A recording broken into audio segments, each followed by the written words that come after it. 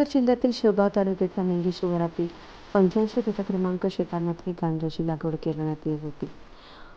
4 मेला दुपारी 4च्या दरम्यान शेवगाव पोलीस स्टेशनचे कर्तव्यदक्ष पोलीस निरीक्षक दिगंबर पदानी यांनी गांजाची शेती करणारे मुकुंद विनायक होळकर यांच्याकडे 179 किलो रसनेचे 8,96,000 रुपये किमतीच्या गांजाच्या झाडासह एका आरोपीला ताब्यात घेतलं. शेवगाव पोलीस स्टेशनच्या या निवास कार्यालयाने 2 नंबर वाल्यांचे धाबे दणाणले असून ही कारवाई नगर जिल्ह्याचे अधीक्षक राकेश ओला, अप्पर पोलीस अधीक्षक प्रशांत खैरे, उपविभागीय अधिकारी सुनील पाटील, उपविभाग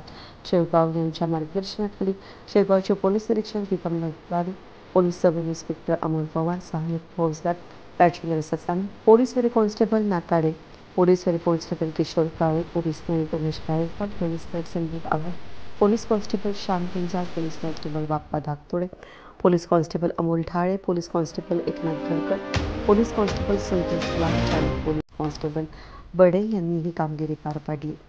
वेद न्यूजसाठी प्रतिनिधी पांडुरंग निंबाळकर, अहमदनगर, शेवगाव.